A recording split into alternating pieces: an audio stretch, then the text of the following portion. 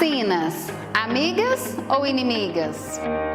Olá, meu nome é Emília Torres, sou professora do curso de farmácia da Univiçosa e estou aqui para conversar com vocês que vão fazer a prova do ENAD sobre as vacinas, um tema muito recorrente nessas últimas edições do ENAD. Vamos lá? No vídeo de hoje vamos falar um pouco sobre a história e os mecanismos de ação das vacinas, o movimento anti-vacinas e como esse movimento contribuiu para o reaparecimento de doenças já erradicadas, e falamos também sobre o cenário nacional de enfrentamento ao sarampo.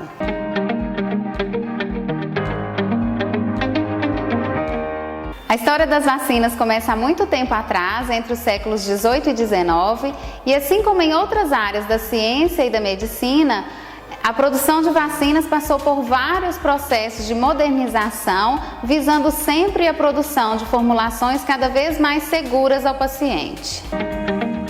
História e mecanismo de ação das vacinas. As vacinas só conseguem prevenir doenças porque são capazes de estimular a defesa do nosso organismo contra vírus ou bactérias causadoras de doenças. Para que esse estímulo aconteça, as vacinas são formadas por micro-organismos mortos ou atenuados, ou seja, micro-organismos que não são capazes de causar a doença, ou então podem ser formadas por partes desses micro-organismos. Toda vez que a vacina é administrada aos pacientes, estes micro-organismos atenuados ou partes dos micro-organismos contidos na vacina são reconhecidos por nosso sistema de defesa como um elemento estranho, ativando assim a produção de anticorpos que irão atacar ou combater esses antígenos da vacina.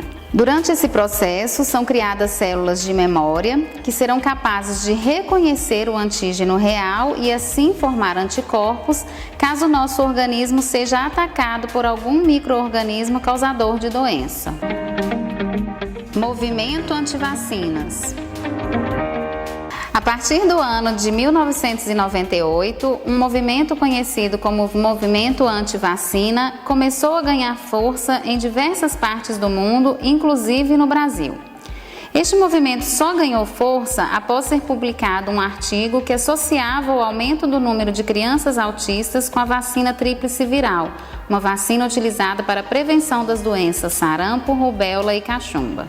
Pessoal, o que é importante da gente saber então sobre esse movimento anti-vacinas? Primeiro, que os dados utilizados nesse artigo não eram dados verdadeiros. No entanto, o estrago já tinha sido feito com a publicação desse artigo. Muitos pais começaram a negar a vacinar os seus filhos, o que fez com que a procura pelas vacinas ofertadas pelo Ministério da Saúde tivessem uma queda. É importante a gente pensar que as vacinas realmente não são 100% seguras.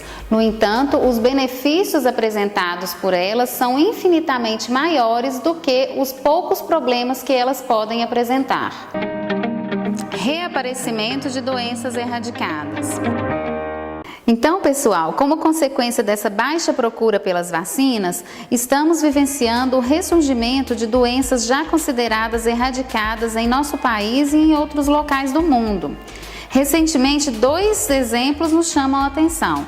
Tivemos diversos casos de morte envolvendo o vírus causador da febre amarela entre os anos de 2016 e 2018. E agora, mais recentemente, os diversos casos de sarampo. No caso específico do sarampo, é importante a gente ter em mente que esse aumento no número de casos não aconteceu apenas aqui no Brasil, mas sim numa escala a nível mundial.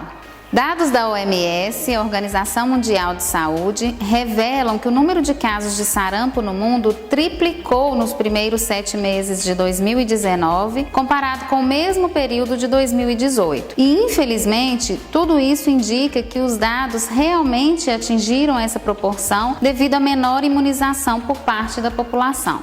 Então, sobre os dados relacionados ao sarampo, é importante a gente levar para a prova do ENAD que em 2016 o Brasil foi considerado um país onde o sarampo era erradicado. E agora, com esse aumento do número de casos, o que podemos visualizar é um retrocesso no que diz respeito ao cenário de saúde pública brasileira. Se em 2016 a gente não tinha nenhum caso notificado, agora nós já temos diversos casos suspeitos e confirmados de sarampo em nosso território. Cenário nacional de enfrentamento ao sarampo.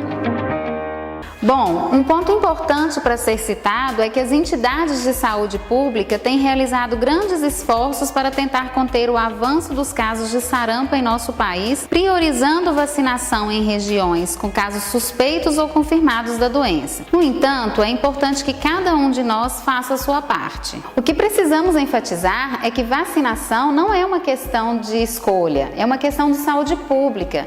Se eu opto por não me vacinar, eu estou colocando não só a minha vida em risco, mas também a vida de todas as pessoas que estão ao meu redor. Sendo assim, pense bem e faça a sua parte. Vacinar é proteger.